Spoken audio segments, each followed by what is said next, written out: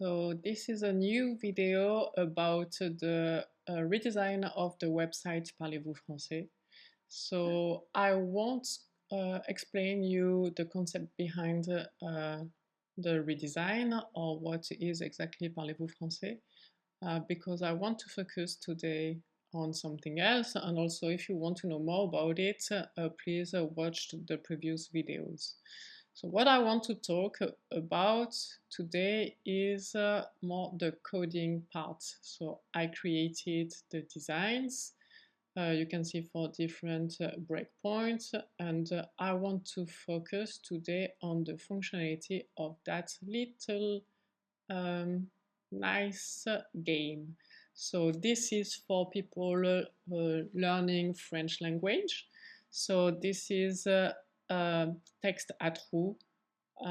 So the user will complete the sentence with the right words, one of those homonyms, so c'est, which one of those words should be used where.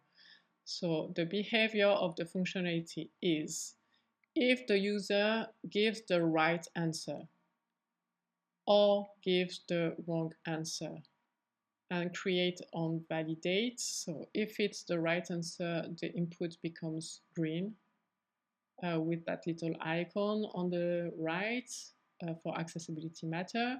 And if it's not true, if it's an error, then it will have the red background with this error icon on the right.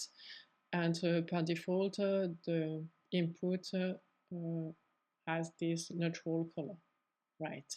So the validation is only made when the user clicks on the button validate.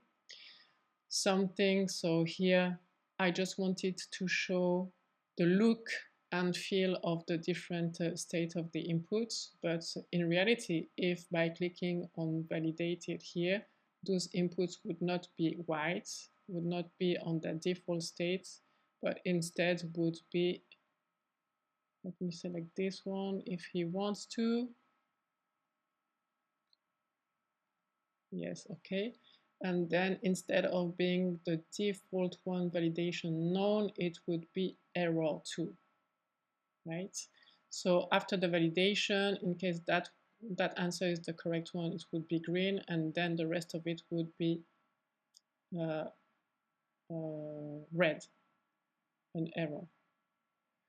So basically this is the functionality, and every time, so here after validating, if the user wants to correct something, so he changes this field to something else, and that something else is the right answer, the input will be changed to known, and then he will make the validation, and after the validation would change to success because it's the right answer. And since the other fields are left without answer, it would be still validated as an error. All right, so this is how the functionality works. So let me go back to how it was, just because I want to keep track on the design and to maintain consistency with the other breakpoints. And now let me show you the implementation. So I'm an experienced UX UI designer, right? But I'm still a junior front-end developer. So I wanted to go step by step with the implementation of that functionality. And that's the reason why I'm working without any framework here. It's pure vanilla everywhere. And what I started doing is obviously the HTML file, which is quite easy for me because I had a lot of experience with HTML and CSS, but really much less in JavaScript. And so that was the tricky part for me. But even though it was trickier, because I'm still not super comfortable with JavaScript, I still was able to do it in one day, which for me is a great success. And so let me show you how it is working. So let's go live. and I will show you the demonstration. Okay, it is opening. And so here I really just focused on the making it work, right? So don't really have a look at the design not being, the styles not being as in the design. This is not the purpose here. Okay, so now let me explain you the code behind this interface. So let's update it. And so in my JavaScript at the very beginning, I have created an array with the different solution. So each input has its solution, and this is stored inside of that array.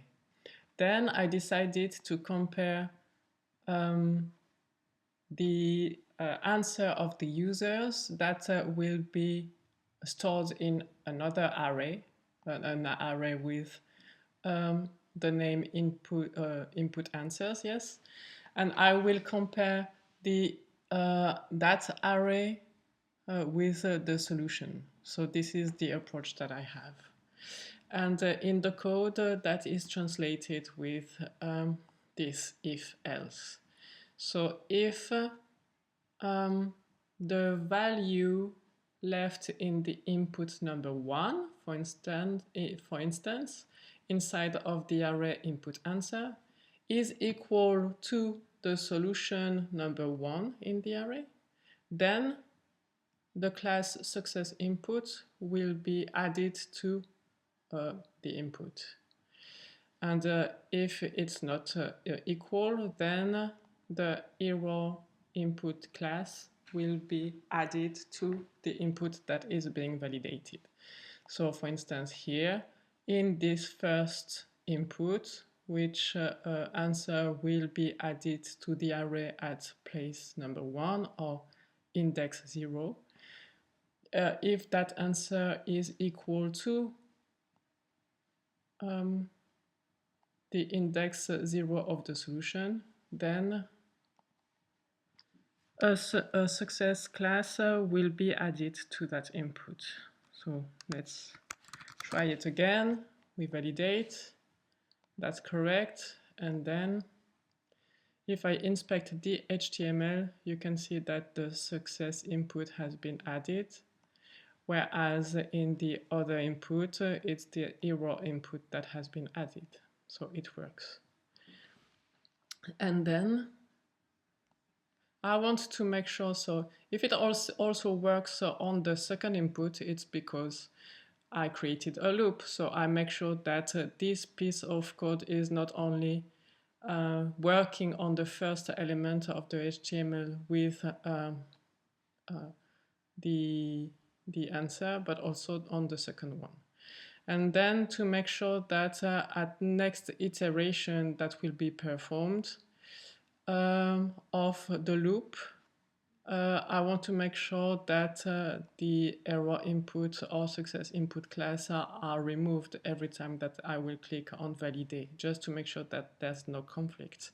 Otherwise, it could happen that success input stays, and then the error input is being added, and then the code will have difficulty on defining which one to take into account. So this is why I added that remove class list here for the class error input and success input, right? And this will be performed only when the user clicks on the button with the validate class, which is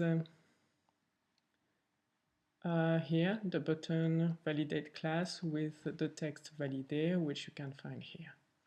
Oh, I want to talk about that little piece of code.